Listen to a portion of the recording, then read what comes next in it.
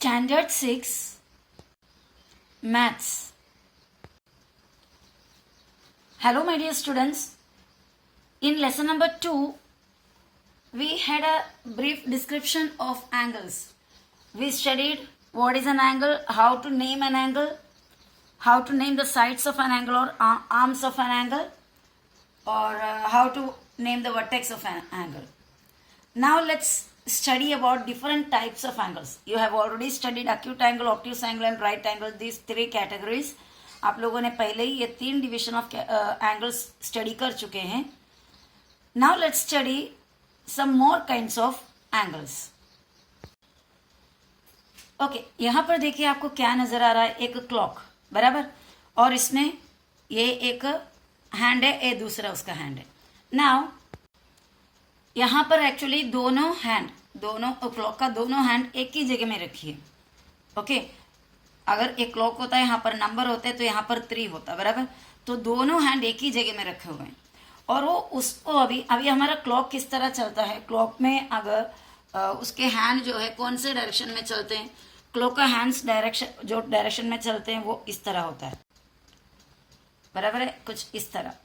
Okay, clock इस तरह जाते हैं, ये डायरेक्शन को हम क्लॉकवाइज कहते हैं. अगर हमारा समझो क्लॉक इस तरह उल्टा चलने लगे तो क्या होगा, ये एंटी क्लॉकवाइज है. लोग बोलते रहे भूत आ गए बराबर है.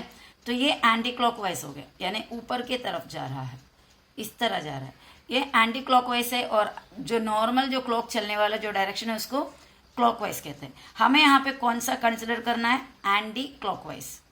यानी ये देखो, ये दोनों एक ही जगह में है. तो यहाँ पे हमारा जो ओरिजिनल पोजीशन समझो, इसको क्या बोलते हैं, ओरिजिनल पोजीशन.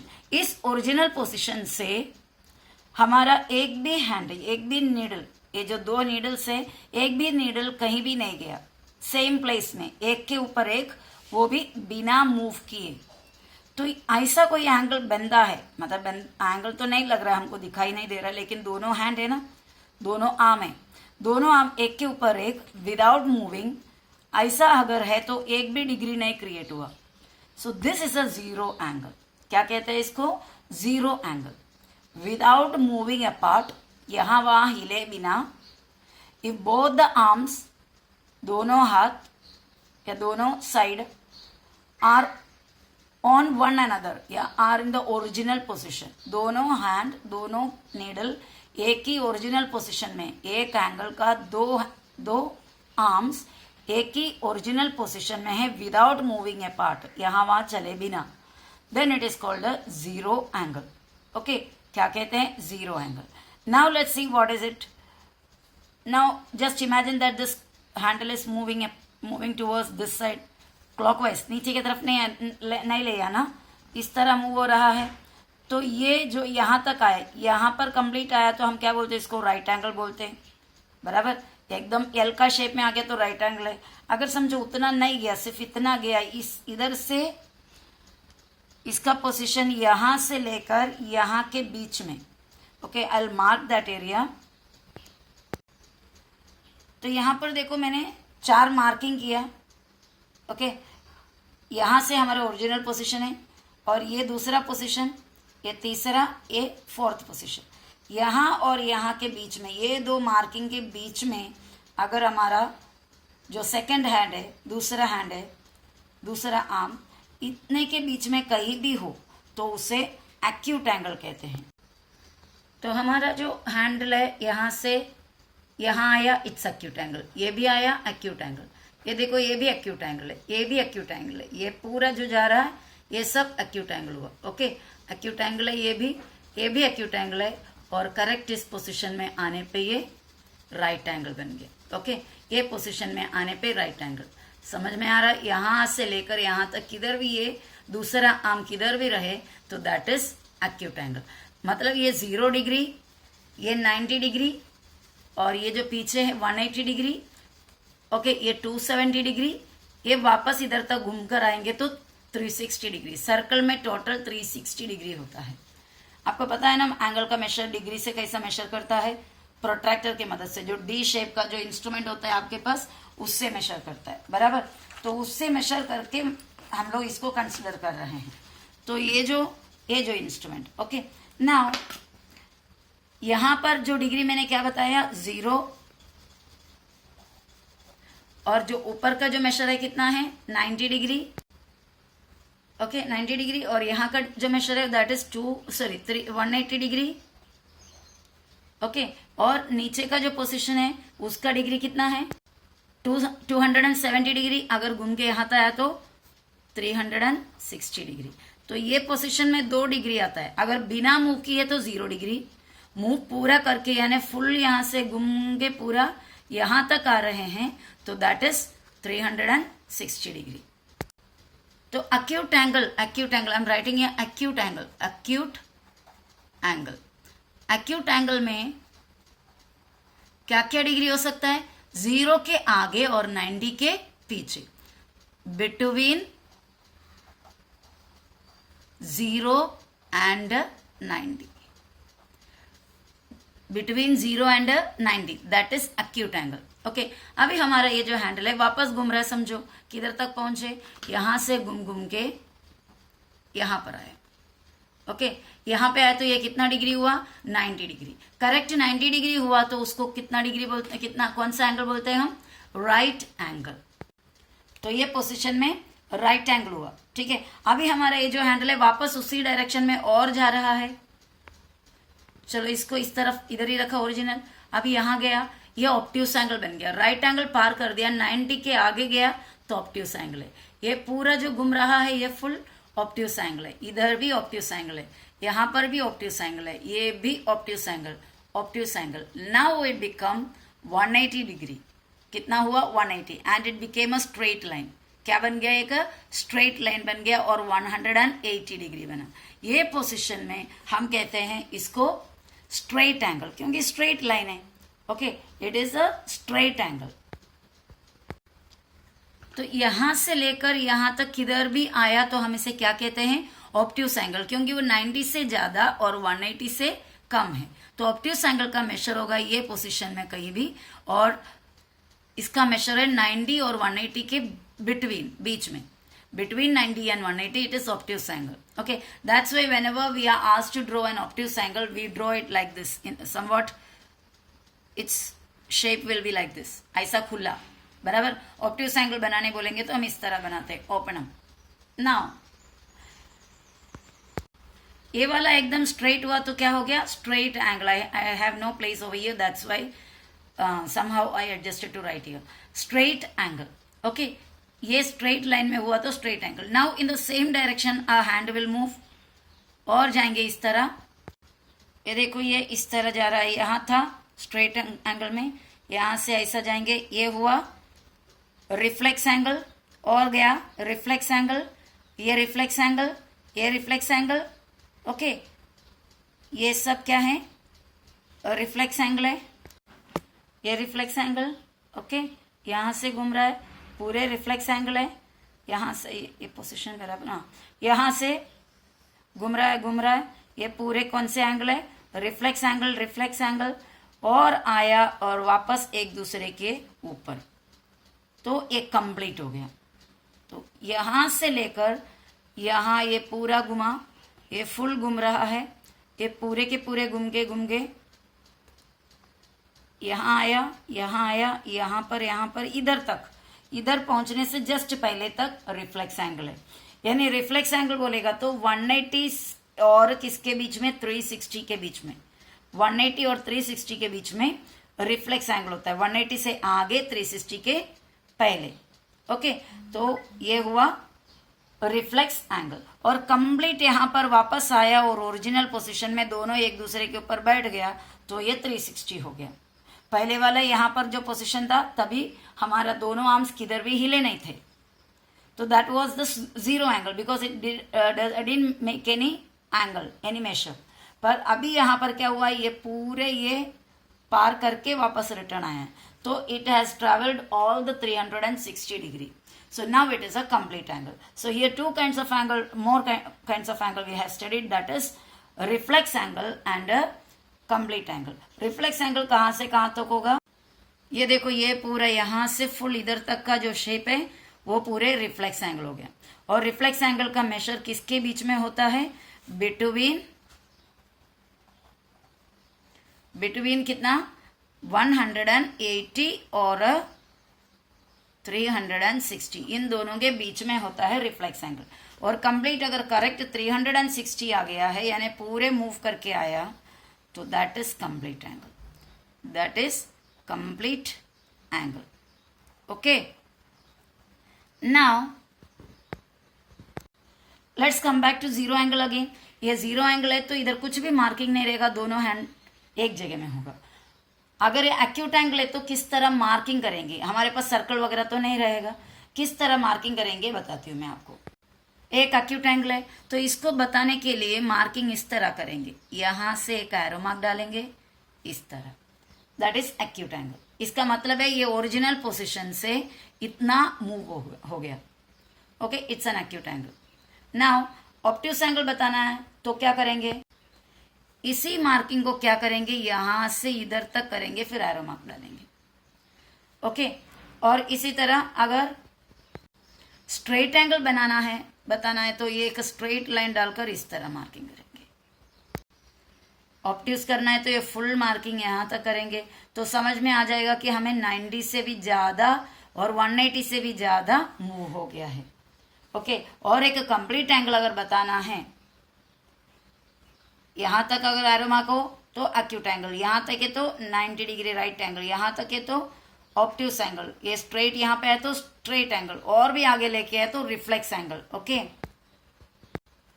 अगर इसी एरो को यहां से घुमाकर इधर तक लाया तो ये क्या हुआ, 360 डिग्री मूव हो गया, यानी complete angle. Okay, now let's see the definition of all this angles and how to draw this. Okay, different types of angles. Zero angle. When two arms of an angle lie on each other without moving apart, a zero angle forms. जब दो arm हम जानते हैं, arms मतलब hand, जो side of an angle is called arms. When two arms of an angle, एक angle का दोनों arms lie on each other, एक दूसरे के ऊपर है, एक दूसरे के ऊपर पड़े हैं, विदाउट मूविंग अपार्ट, बिल्कुल यहां वहां हिले बिना, यानी मूवमेंट बिल्कुल नहीं हुआ, तो क्या बन जाता है, जीरो एंगल बन जाता है। Measure of a zero angle is 0 degree. एक जीरो एंगल का मेजर होता है 0 degree. Otherwise we can say that an angle which measure 0 degree is a zero angle. नहीं तो इसको क्या भी बोल सकते हैं हम, एक एंगल जिसका मेजर 0 डिग्री है, उस एंगल को हम जीरो एंगल कहते हैं। Now we are going to draw a zero angle. Here I have drawn one arm. Okay, ये ओरिजिनल पोजिशन समझो। अभी इसको one more line over it, और एक आर्म जो है इसी के ऊपर बनाना है। यहां मैंने दूसरा और एक आर्म बनाया। ओके, पिंक कलर से बनाया क्योंकि आप समझ सके, और छोटा बनाया ताकि आपको मालूम पड़े कि यहाँ पर दो आर्म्स है। यू कैन ड्रॉ कंप्लीट, यहां तक भी ड्रॉ कर सकती हो, नो इश्यू। ओके, सो ये हुआ जीरो एंगल। यहां पर कोई मार्किंग नहीं दिया, यानी घुमा है या नहीं घुमा है, कुछ मार्किंग नहीं दिया, that means it is zero angle. Now the second one is acute angle. An angle greater than 0 but less than 90 is called an acute angle. एक एंगल जिसका मेजर 0 से ज्यादा है बट लेस देन 90 से कम है। 0 से ज्यादा 90 से कम, यानी 1 डिग्री 2 डिग्री कितना भी हो सकता है, 89 पॉइंट समथिंग डिग्री तक हो सकता है। ओके, पर 90 तक नहीं हो सकता, तो ये हुआ acute angle. Let us draw an acute angle. ये देखो यहाँ पर एक acute angle बनाया, क्या किए, दो आर्म्स बनाया, दो आर्म सेपरेटली दिखने के लिए मैंने पहले वाला जो कलर दिया उसी को ही किया, सेम कलर दिया। यहां से ओरिजिनल पोजीशन से ये जो आर्म है, एक आर्म उधर ही है, दूसरा आर्म इतना मूव हो गया है, देखो यहाँ पे मार्किंग करके दिया, इतना मूव हुआ है। ये एरो मार्क के जरिए पता चलता है कि इतना मूव हुआ है। तो ये हो गया एक्यूट एंगल, और इसका डिग्री 0 से ज्यादा रहेगा, 90 से कम रहेगा। Now third one, right angle. You all are familiar with right angle. Right angle हर किसी को पता है ऑलरेडी, बराबर। तो let's draw a right angle and first of all let's see the definition. An angle which measures 90 degree is a right angle. वो angle जिसका measure 90 degree है उसे राइट एंगल कहते हैं। ये देखो एंगल बनाया, दो आर्म्स एकदम एक दूसरे को स्ट्रेट है, परपेंडिकुलर है ना, एकदम 90 डिग्री क्रिएट किया हुआ है, और यहां से यहां तक मूव किया हुआ, जो एरो मार्क डालकर वो सिंबल दिया हुआ है। So it is a right angle. यहां पर हमारा obtuse angle, Fourth one, an angle greater than 90 degree but less than 180 degree is called an obtuse angle. An angle greater than 90 degree, 90 degree से ज़्यादा और less than 180, 180 से कम, 90 और 180 के बीच वैसा मेशर वाला एंगल रहेगा तो उसे ऑब्ट्यूस एंगल कहते हैं. See, two arms of the angle, यहाँ से ओरिजिनल पोजीशन से पिंक वाला आर्म इतना दूर पार किया है, सो वो मेशर से पता चलता है it is an obtuse angle. Okay, now fifth one, a straight angle. An angle formed by two opposite rays is a straight angle. आपको मैंने ऑपोजिट रेज पहला वीडियो में बताई थी. अगर दो रे का ओरिजिन सेम हो, एक ही जगह से स्टार्ट होता हो और दोनों एकदम ऑपोजिट डायरेक्शन में जाता हो, उसे स्ट्रेट एंगल कहते, सॉरी ऑपोजिट रे कहते हैं. तो वैसा बने, जब दो ऑपोजिट रे बनेंगे तो उससे स्ट्रेट एंगल बनता है. और straight angle measures 180 degree. Straight angle का मेशर होता है 180 डिग्री. इसका मतलब है दैट इज आई, मतलब that is an angle which measures 180 degree is called a straight angle. एक एंगल जो 180 डिग्री का होता है उसे स्ट्रेट एंगल कहते हैं. Now let us draw a straight angle. यहाँ एक आर्म इस तरफ जा रहा है, उसका ओरिजिन इधर है, दूसरा आर्म ये डायरेक्शन में जा रहा है, उसका भी ओरिजिन यहाँ पर है. ये दोनों रे मिलकर एक क्या बन गया, दो ऑपोजिट रे से ही, और ये दोनों मिलके एक स्ट्रेट एंगल बन गया. ओके, और इसका डिग्री कितना होगा, 180 डिग्री. और इसको हम मेशर करके दिखाएंगे इस तरह, यहां से यहां तक घूम के हुआ. Okay, so it is a straight angle. Sixth one है बेटा रिफ्लेक्स एंगल. अभी रिफ्लेक्स एंगल क्या होता है, an angle greater than 180 degree and less than 360 degree is a reflex angle. एक एंगल जिसका मेशर 180 से ज्यादा है, 180 होगा तो स्ट्रेट है, उससे ज्यादा, और 360 होगा तो कंप्लीट एंगल होगा, उससे कम. 180 से और 360 से दोनों के बीच में अगर डिग्री है तो उसे रिफ्लेक्स एंगल कहते हैं. तो फिगर मैंने यहाँ पे इस तरह बनाया, तो आप बोलेंगे टीचर हमने पहले तो ये ऑब्ट्यूस एंगल के लिए इस तरह बनाया करता था. यस, ऑब्ट्यूस एंगल नजर आएगा, ये जरूर है ऑब्ट्यूस एंगल है. लेकिन अगर हमने एक मार्किंग यहाँ पर इस तरह किया, ये ओरिजिनल पोजिशन से इस तरह अगर एक मार्किंग किया, तो इसका मतलब होता है कि ये 0 डिग्री से लेकर 90 से भी आके 180 से भी ज्यादा गया हुआ है. ये इतना पता चलता है इससे, 0 के उधर से आकर 90 पार किया, 180 पार किया और उससे भी ज्यादा गया हुआ है. तो ये ऑब्ट्यूस एंगल नहीं काउंट करेंगे, इसको रिफ्लेक्स एंगल काउंट करेंगे. अगर ये सिंबल नहीं डाला होता तो हम पहले क्या लिखते थे, ऑब्ट्यूस एंगल लिखते थे. So it is reflex angle. Seventh one is complete angle. I have explained you, and it is also called full angle. इसको क्या भी बोलते हैं, full angle भी बोलते हैं. An angle formed by moving one of the arms in anti-clockwise direction and comes back to the original position is a complete angle.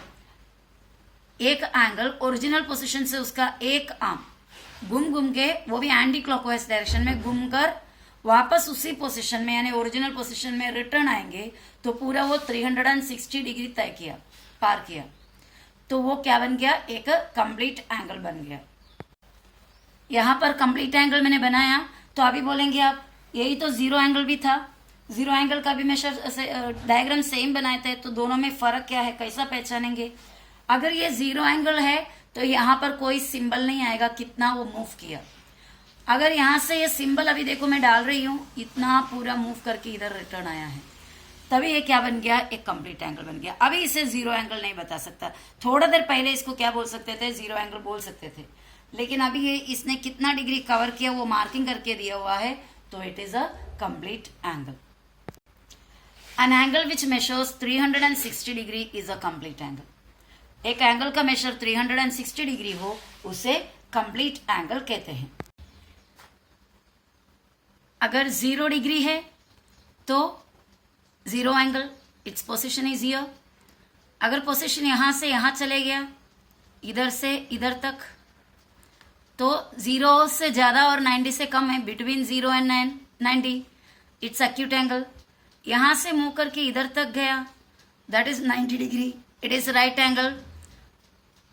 यहां से एक आर्म मूव करके यहां तक गए, 90 से ज्यादा पार किया, 90 से ज्यादा और 180 से कम, तो इट इज ऑब्ट्यूस एंगल.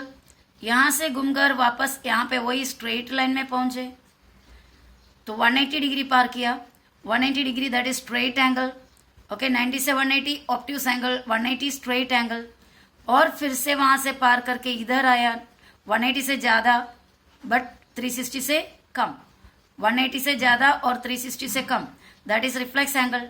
यहां से यहां पर आया तभी भी तो 180 से ज्यादा है, 360 से कम, वो भी रिफ्लेक्स एंगल, और घूम के यहां पर आया that is complete 360 degree, so it is a complete angle. Okay, I hope you understood the concept clearly. Now in the next video we will solve the next practice set. Bye bye.